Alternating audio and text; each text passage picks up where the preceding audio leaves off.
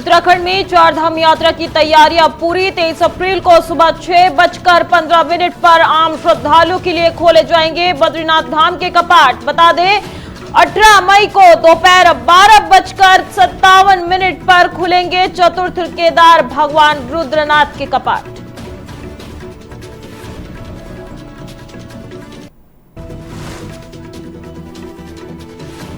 CM Pushkar Singh Dhami ने अधिकारियों को दिए कड़े निर्देश। सीएम हेल्पलाइन में आने वाली शिकायतों का समाधान तय समय में अनिवार्य। जिलाधिकारी सीवान बंसल ने कहा, देरी करने वाले अधिकारियों के खिलाफ होगी कार्रवाई।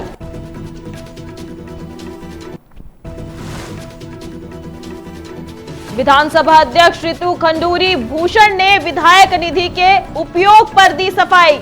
पिछले 4 सालों में निधि का समय पर और पूरा खर्च विकास कार्य किए गए। बिजली, पानी और सड़क जैसी मूलभूत सुविधाओं में जनता के हित के लिए किया गया उपयोग।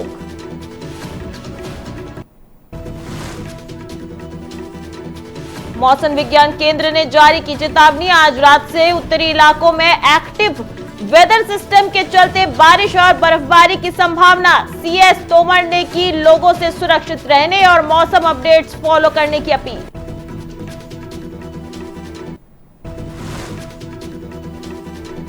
देश भर में धूमधाम से मनाया जा रहा वसंत पंचमी का त्योहार। हरिद्वार में हर की पौड़ी पर श्रद्धालुओं का लगा तांता। श्रद्धालुओं ने गंगा में किया आस्था का स्नान। पीले वस्त्र पहनकर की मां सरस्वती की पूजा अर्चना।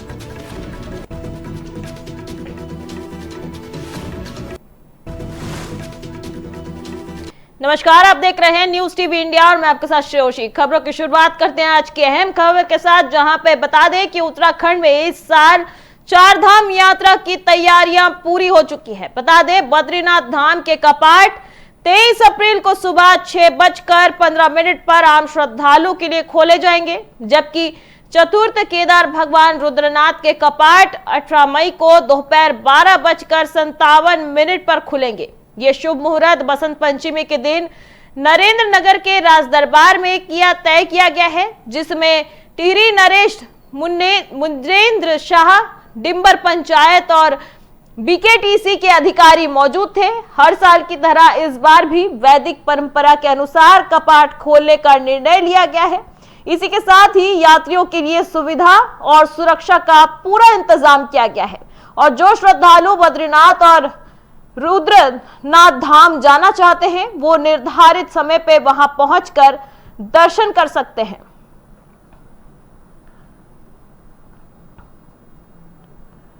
बता दें उत्तराखंड इस साल चारधाम यात्रा की तैयारी पूरी कर चुकी है। बद्रीनाथ धाम के कपाट 23 अप्रैल को सुबह 6:15 पर आम श्रद्धालुओं के लिए खोले जाएंगे, जबकि चतुर्थ केदार भगवान रुद्रनाथ के कपाट 18 मई को दोपहर 12:57 पर खुलेगा।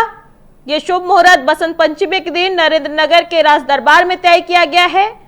जो श्रद्धालु बद्रीनाथ और रुद्रनाथ धाम जाना चाहते हैं वो निर्धारित समय पर वहां पहुंचकर दर्शन कर सकते हैं।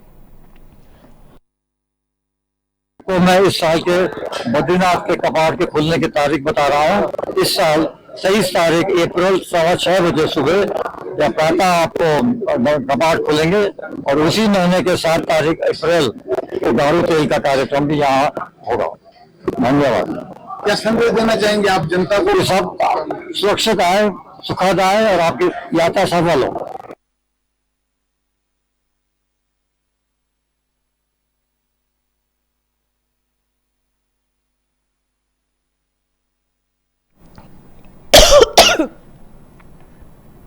चलिए खबरों में आगे बढ़ते हैं। अगली खबर देहरादून से है, जहां मुख्यमंत्री पुष्कर सिंह धामी ने सीएम हेल्पलाइन नंबर पर आने वाले शिकायतों के समाधान के लिए अधिकारियों को सख्त निर्देश दिए हैं। उन्होंने कहा कि सभी शिकायतों का समाधान एक निश्चित समय पर तय किया जाएगा। इसी को लेकर देहरादून के जिलाधिकारी सविन बंसल ने अपनी सभी अधिकारियों को निर्देश दिए हैं कि वो सभी विभागों में आने वाली शिकायतों का गंभीरता से लेते हुए उनका तुरंत समाधान करें।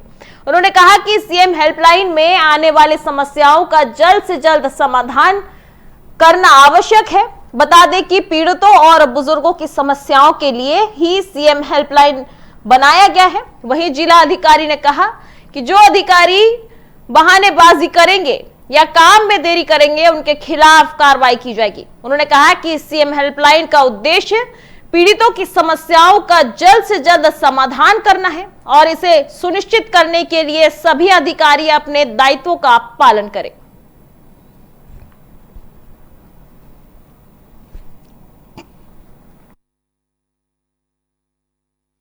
देखिए, सीएम हेल्पलाइन माननीय मुख्यमंत्री द्वारा एक ऐसा फोरम प्रदान किया गया है कि माननीय मुख्यमंत्री जी तक, हमारे उच्च अधिकारियों तक एक आम जन का, पीड़ित व्यक्ति, बुजुर्ग, महिला अपनी बात रख सकते हैं। तो उसको विद इन टाइमलाइन निस्तारित करना हम सभी विभागीय अधिकारियों का दायित्व है और इसी की मॉनिटरिंग के लिए समय समय पर सीएम साहब द्वारा डीएम को निर्देशित किया जाता है और जो डिपार्टमेंट्स लैक्स हैं, इनसेंसिटिव हैं, उन पर न सिर्फ अनाउंसमेंट बल्कि आगे अनुशासनात्मक कार्रवाई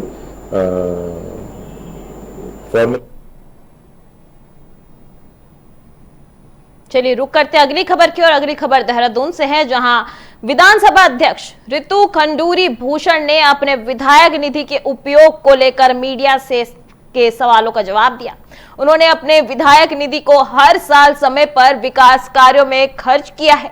पिछले 4 सालों में उन्होंने लगातार यही तरीका अपनाया और इस समय उनका विधायक पूरा निधि खर्च हो चुका है। उन्होंने बताया कि उनके विधानसभा क्षेत्र में बिजली, पानी, सड़क जैसी सभी मूलभूत सुविधाओं के लिए निधि का उपयोग किया गया है। साथ ही वो ये भी सुनिश्चित करती है कि राज्य सरकार, जिला योजना और अन्य सरकारी योजनाओं के तहत मिलने वाली सभी राशियों का सही इस्तेमाल हो। उनका कहना है कि उनका मुख्य उद्देश्य हमेशा क्षेत्र के विकास और लोगों की जरूरतों को पूरा करना है। वहीं ऋतु खंडूरी भूषण ने यह भी स्पष्ट किया कि विधायक निधि का खर्च समय पर करना और उसका पूरा इस्तेमाल जनता की भलाई के लिए करना उनके लिए बहुत महत्वपूर्ण है।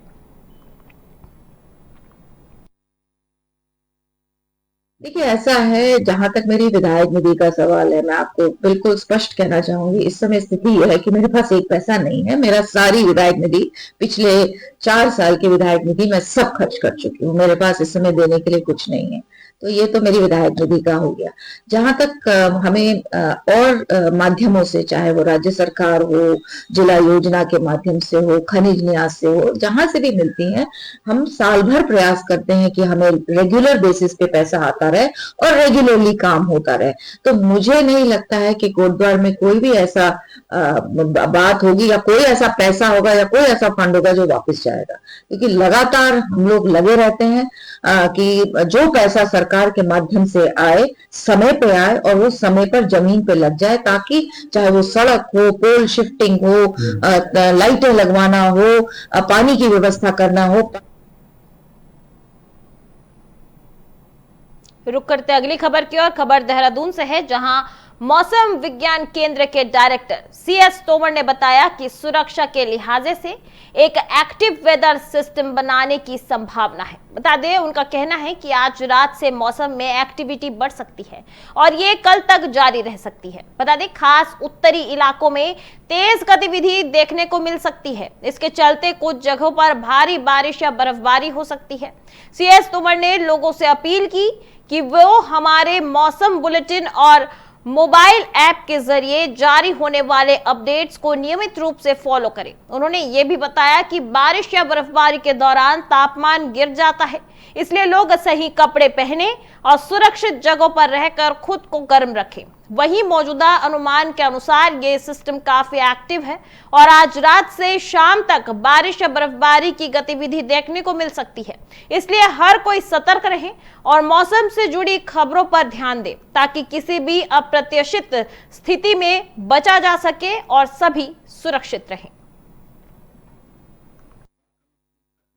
देखिए, सेफ्टी के जैसे मैंने बताया कि ये एक्टिव सिस्टम हो सकता है, आज रात से एक्टिविटी बढ़ सकता है और कल तक ये रहेगा। तो परसों भी एक्सटेंड हो सकता है। तो परसों तो हालांकि ऊपर ज्यादातर नॉर्थ में हम एक्सपेक्ट कर रहे हैं। तो इसमें एक तो ये कि क्योंकि एक्टिविटी ज्यादा हो सकता है, कुछ जगहों पे जैसे होता है कि कहीं पे ज्यादा बारिश हो जाती है, बर्फबारी हो सकती है। तो अब मौसम का अपडेट जो भी आ रहा है, टूरिस्ट आ रहे हैं, वो मौसम का अपडेट अपने हमारी वेबसाइट के माध्यम से, हमारे ऐप्स के माध्यम से लेता रहे। और ये थोड़ा सा क्योंकि टेम्परेचर जो है ऐसे टाइम पे तो बारिश में भीग जाता है या पानी में, ये तो उसमें जो है प्रॉपर जो है अपने गर्म होने के जो साधन है जैसे कपड़े हैं या किसी अच्छे शेडेड एरिया में या। आज पूरे देश में मां सरस्वती की आराधना का पवित्र पर्व बसंत पंचमी धूमधाम से मनाया जा रहा है। इस खास मौके पर हरिद्वार में श्रद्धालुओं का तांता लगा हुआ है। बता दें, धर्म नगरी हरिद्वार में हर की पौड़ी पर दूर दूर से लोग गंगा में आस्था की डुबकी लगाने पहुंच रहे हैं। वहीं बसंत पंचमी के दिन गंगा स्नान का विशेष महत्व माना जाता है और लोग स्नान करने के बाद दान देकर पुण्य कमाते हैं। इस अवसर पर पुलिस और प्रशासन की ओर से सुरक्षा और व्यवस्था के लिए पर्याप्त इंतजाम किए गए हैं ताकि श्रद्धालु सुरक्षित और आराम से पूजा अर्चना कर सके। इधर माघ मास के शुक्ल पक्ष की पंचमी को ही बसंत पंचमी कहा जाता है और इसे ऋतु परिवर्तन का भी संकेत माना जाता है। लोग इस दिन पीले रंग के कपड़े पहनकर मां सरस्वती की पूजा करते हैं और उनके आशीर्वाद के लिए मां के मंत्र और भजन करते हैं। पूरे वातावरण में त्योहार की खुशी और आस्था का माहौल दिखाई दे रहा है। हर कोई अपने परिवार और दोस्तों के साथ इस पावन पर्व का आनंद ले रहे हैं।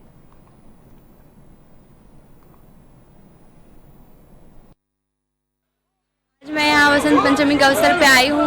सरस्वती माँ की पूजा है आज हम यहाँ गंगा स्नान करने आए हैं। यहाँ बहुत आनंद आ रहा है, बहुत आनंद महसूस हो रहा है। बहुत सौभाग्य की बात है कि मैं यहाँ गंगा आरती में भी शामिल हो पाई। यहाँ की व्यवस्था बहुत अच्छी है, बहुत साफ सफाई है, बहुत अच्छी व्यवस्था है यहाँ की। आते रहे आरती करी? हाँ जी, पहले भी आई हूँ, पर मैं बहुत पहले आई थी, छोटी थी मैं तब। यह आज बसंत पंचमी के दिन एकदम बढ़िया लग रहा है, जो कि आज अभी भी बारिश हुई है थोड़ी देर पहले। एकदम पानी एकदम सही है, जो कि अच्छा लग रहा है।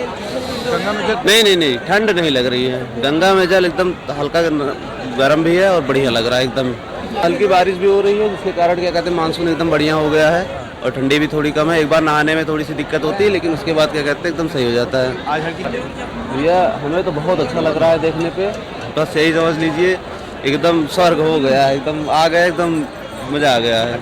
और आज के दिन सरस्वती जी की पूजा होती है, माँ सरस्वती जी ने हम बोलते हैं, उनकी पूजा होती है। और आज के दिन यहाँ पे पिंडदान, जनेऊ, मुंडन पूजा ये सब होता है। और आप लोग जैसे हमारे हिंदू रीति रिवाज में माना गया है कि बसंत पंचमी के दिन जैसे किसी की शादी होने वाली है, उनका दिन नहीं सूझ रहा है कि इस दिन शादी नहीं होगी, उस दिन शादी नहीं होगी, तो बसंत पंचमी के दिन कोई दिन उठाने की जरूरत नहीं होती। कोई भी हमारे हिंदू रीति रिवाज में शादी आज के दिन कर सकता है।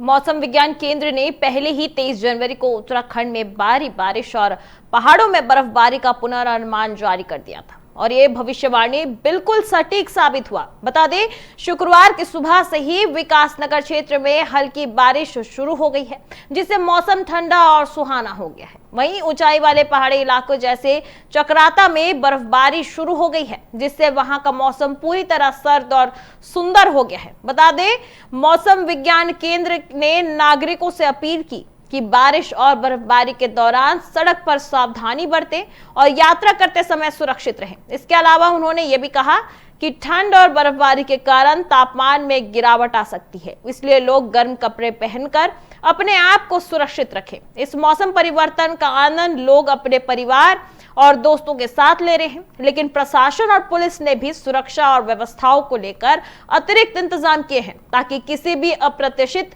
स्थिति से बचा जा सके। इस प्रकार मौसम विज्ञान केंद्र की सटीक भविष्यवाणी ने लोगों को समय रहते सावधान किया है और उनके लिए तैयारियां करना आसान बन गया।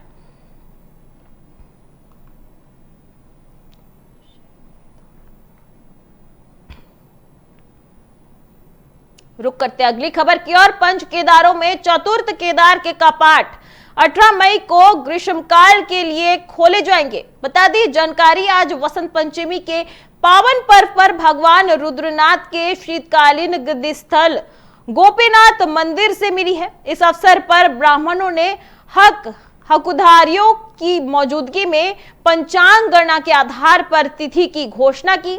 वहीं कपाट खुलने का समय विशेष रूप से 18 मई को दोपहर 12:57 पर तय किया गया। हर साल की तरह इस बार भी श्रद्धालुओं को ग्रीष्मकाल में भगवान रुद्रनाथ के दर्शन करने का अवसर मिलेगा। इस धार्मिक आयोजन की तैयारियों को लेकर प्रशासन और मंदिर प्रबंधन ने पहले ही इंतजाम शुरू कर दिए हैं। वहीं मंदिर परिसर और आसपास की सुरक्षा के लिए विशेष इंतजाम किए गए ताकि भक्त सुरक्षित और आराम से पूजा अर्चना कर सके। पंच केदारों में रुद्रनाथ को लेकर श्रद्धा और आस्था का माहौल हर साल इसी समय दिखाई देता है और लोग अपने परिवार और दोस्तों के साथ इस पावन पर्व का आनंद लेते हैं। इस प्रकार आज की घोषणा से श्रद्धालुओं में खुशी और उत्साह का माहौल है और सभी इस दिन की प्रतीक्षा कर रहे हैं।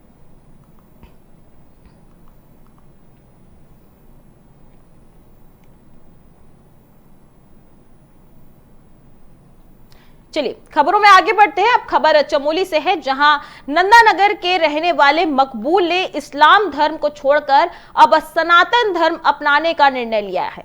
बता दें उनका नया नाम कमल रखा गया है। कुछ समय पहले मकबूल ने गौचर की एक हिंदू लड़की से शादी की थी। सनातन धर्म अपनाने के बाद विश्व हिंदू परिषद और बजरंग दल ने गौचर के समीप रघुनाथ मंदिर के पास अलकनंदा नदी के किनारे मकबूल का मुंडन और पंच स्नान कराया, जिसके बाद मकबूल ने हाथों से हवन पूजन भी किया और तिल पात्र करने के बाद उनका नाम कमल रखा गया है। बता दें कमल के साथ साथ उनके परिवार के कुल 5 लोगों ने भी सनातन धर्म अपनाया। इसके बाद उन्हें रघुनाथ मंदिर में भगवान श्री रामचंद्र का पटका पहनाया गया और हनुमान चालीसा की किताब भी दी गई। वहीं हिंदू धर्म अपनाने के बाद कमल और उनका पूरा परिवार काफी खुश दिखाई दे रहा है। बता दें इस अवसर पर उपस्थित लोग और धर्मगुरु उन्हें शुभकामनाएं दे रहे हैं। उन्होंने कहा कि ये कदम परिवार और समाज के लिए एक नए आरंभ का प्रतीक है। कमल और उनका परिवार अब सनातन धर्म के रीति रिवाजों के अनुसार ही अपना जीवन यापन करेंगे।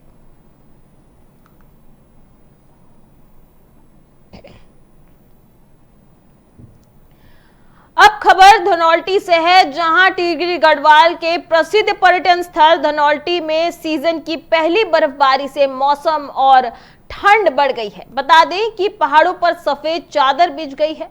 शुक्रवार से ऊंचाई वाले क्षेत्रों में बारिश और बर्फबारी का दौर जारी है। धनौल्टी, सुरकंडा देवी और कद्दूखाल और नाग टिब्बा में हल्की से मध्यम दर्ज की बर्फबारी दर्ज की गई है, जिससे तापमान में गिरावट आई है। वहीं निचले इलाकों में हल्की बारिश होने से ठिठुरन बढ़ गई है। बता दें पहली बर्फबारी से स्थानीय लोग और पर्यटक दोनों ही काफी उत्साहित हैं और इसे पर्यटन कारोबार के लिए अच्छा संकेत माना जा रहा है। प्रशासन ने सड़क पर फिसलन और अन्य समस्याओं को देखते हुए लोगों से सतर्क रहने की अपील की है। इधर तहसीलदार विरम सिंह पवार ने बताया कि सड़क से बर्फ हटाने और यात्रा को सुरक्षित बनाने के लिए विभाग ने तैयारी कर ली है और पर्यटकों से सुरक्षित तरीके से यात्रा करने की भी अपील की गई है। इधर मौसम के ये बदलाव पहाड़ों की सुंदरता को और बढ़ा रहा है और पर्यटक प्राकृतिक नजारों का आनंद ले रहे हैं। इस मौसम में आने वाले पर्यटकों से भी प्रशासन ने सावधानी बरतने और सुरक्षित यात्रा करने का अनुरोध किया है।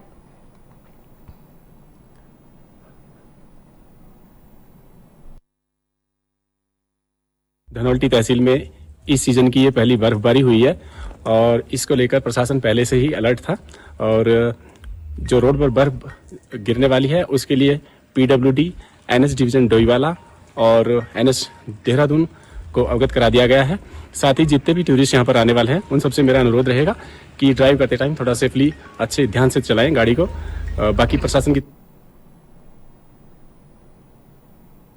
पहाड़ों की रानी मसूरी में शुक्रवार सुबह से ही जमकर बर्फबारी हो रही है, जिससे पूरा शहर सफेद चादर में ढक गया। बता दें अचानक हुई इस बर्फबारी ने जहां स्थानीय लोगों को हैरान कर दिया, वहीं मसूरी पहुंचे पर्यटकों के चेहरे पर खुशी खिल उठी। चारों ओर बर्फ से ढकी पहाड़ियां और सड़कें मनमोहक नजारा पेश कर रही हैं। बता दें, लंबे समय से बारिश और बर्फबारी का इंतजार कर रहे मसूरी वासियों के लिए ये मौसम किसी सौगात से कम नहीं है। वहीं स्थानीय लोगों का ये कहना है कि पिछले 3 महीनों से क्षेत्र में बारिश नहीं हुई थी, जिससे सूखी ठंड और फसलों को नुकसान हो रहा था। ऐसे में अचानक हुई बर्फबारी से लोग बेहद खुश और उत्साहित हैं। वहीं मसूरी आए पर्यटक बर्फबारी का जमकर लुत्फ उठा रहे हैं। कई पर्यटकों ने बताया कि उन्होंने अपने जीवन में पहली बार बर्फबारी देखी और ये अनुभव उनके लिए बेहद खास है। लोग बर्फ में खेलते तस्वीरें और वीडियो बनाते हुए नजर आए ताकि वो इस यादगार पल को हमेशा के लिए अपने कैमरे में कैद कर सकें। इधर बर्फबारी के चलते संभावित भीड़ और यातायात व्यवस्था को देखते हुए पुलिस और प्रशासन पूरी तरह अलर्ट मोड पर है। नगर पालिका अध्यक्ष मीरा सकलानी ने बताया कि बर्फबारी के बाद मसूरी में पर्यटकों की संख्या में भारी बढ़ोतरी की संभावना है। इसे लेकर मसूरी पुलिस से समन्वय स्थापित किया गया है ताकि पर्यटकों को किसी तरह की परेशानी ना हो। इधर सड़क पर ज्यादा बर्फ जमने की स्थिति में उसे हटाने के लिए शहर के प्रमुख चौक चौराहों पर जेसीबी मशीनें तैनात की गई है।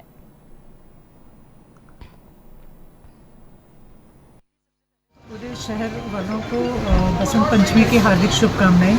और बहुत शुभ दिन है, आज बसंत पंचमी भी है और जिसका हम लोग लंबे समय से इंतज़ार कर रहे थे। आज इस शुभ दिन पे आज यहाँ पे बर्फ़बारी हुई है, ये हमारे लिए एक बहुत अच्छा शुभ संकेत भी है। और आज आप देख रहे होंगे कि जितने भी व्यापारी हैं यहाँ पे और जितने भी होटलियर्स हैं, जितने भी हमारे छोटे बड़े जितने भी व्यापारी हैं, सबके चेहरे खिले हुए हैं। हम लोग बहुत लंबे टाइम से इस दिन का इंतज़ार कर रहे थे और आज वो दिन आ गया है।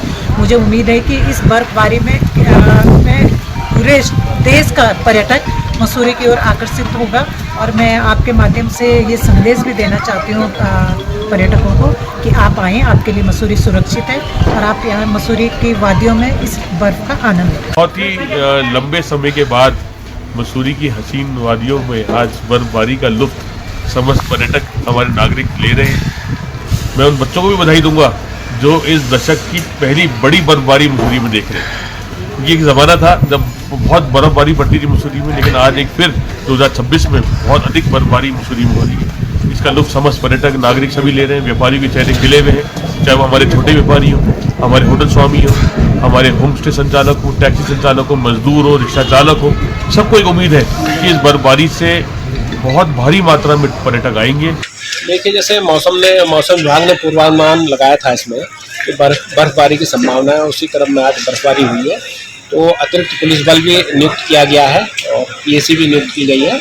तो यात्रियों की सुविधा के लिए जो भी प्रयास होगा हमारे स्तर से किया जाएगा। जी कर लिया, मुख्यतः यहाँ पे अब ट्रैफिक की व्यवस्था करनी है हमने शुरुआत में, क्योंकि बर्फ अभी कच्ची बर्फ है तो ज़्यादा गाड़ियों के आने जाने में कोई दिक्कत नहीं है और ट्रैफिक व्यवस्था सुचारू रहेगी। बाद में अगर जब बर्फ जम जाती है सड़क पे तब गाड़ियों के फिसलने की संभावना रहती है, तो उसके लिए अतिरिक्त व्यवस्था।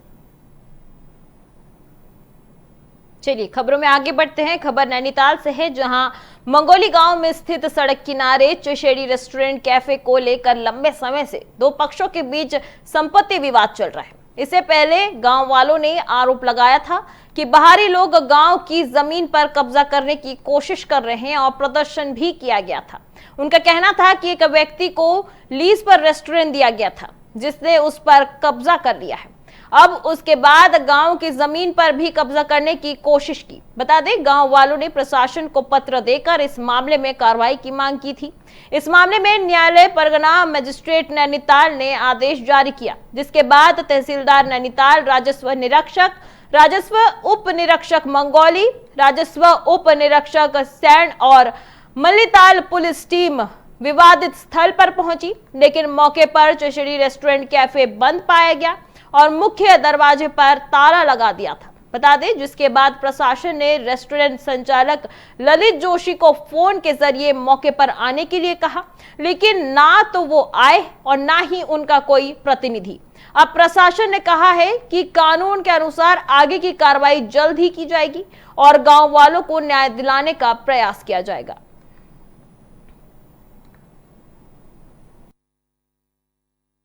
जो ये मामला आया था, इसमें दो पक्षों के बीच विवाद का प्रकरण संज्ञान में आया था, जिसमें पूर्व में भी क्षेत्र में शांति भंग जैसी स्थिति हुई थी। तो उसी के क्रम में न्यायालय सहायक कलेक्टर प्रथम श्रेणी परगना मजिस्ट्रेट नैनीताल के आदेशों के क्रम में BNSS 164-165 के तहत आदेशित किया गया था कि जो विवादित संपत्ति है उसको कुर्क करते हुए उसमें सुपुर्दगी लेनी थी। तो आज मैं पुलिस बल, मैं राजस्व टीम उपस्थित हुए हैं और जो विवादित संपत्ति है उसमें कुर्क कर। अगली खबर सेलाकुई से है, जहां बहादुरपुर में नशे में गाड़ी चलाने की वजह से एक बड़ा हादसा हुआ। बताया जा रहा है कि नशे की हालत में बोलेरो चला रहा चालक ने नियंत्रण खो दिया और आटा चक्की की दीवार में जोरदार टक्कर मार दी। ये टक्कर इतनी भीषण थी कि वाहन घर के अंदर तक घुस गया। ये दर्दनाक हादसे में घर के अंदर मौजूद एक महिला और उसका 1.5 साल का मासूम बच्चा गंभीर रूप से घायल हो गया। बता दें, उन्हें तुरंत अस्पताल में भर्ती कराया गया है, जहां उनकी हालत नाजुक बताई जा रही है। वहीं मौके पर मौजूद लोगों के अनुसार हादसे के समय बोलेरो चालक नशे में था।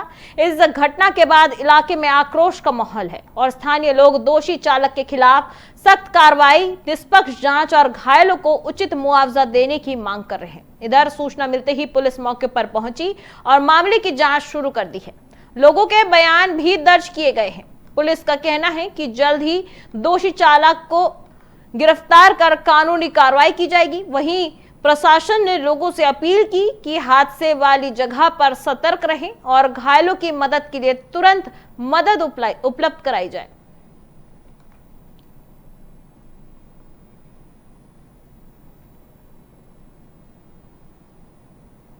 आज पूरे देश में मां सरस्वती की आराधना का पवित्र पर्व वसंत पंचमी बड़े ही उत्साह और धूमधाम से मनाया जा रहा है। इसी कड़ी में विकासनगर के सरस्वती शिशु विद्या मंदिर इंटर कॉलेज बाबूगढ़ में भी वसंत पंचमी के दिन विशेष कार्यक्रम का आयोजन किया गया। बता दें, स्कूल के बच्चों ने इस मौके पर रंगारंग कार्यक्रम प्रस्तुत किया और मां सरस्वती की महिमा का गुणगान भी किया। बता दें, कार्यक्रम की शुरुआत सरस्वती वंदना से की गई और इसके बाद बच्चों ने मां सरस्वती की पूजा अर्चना भी की।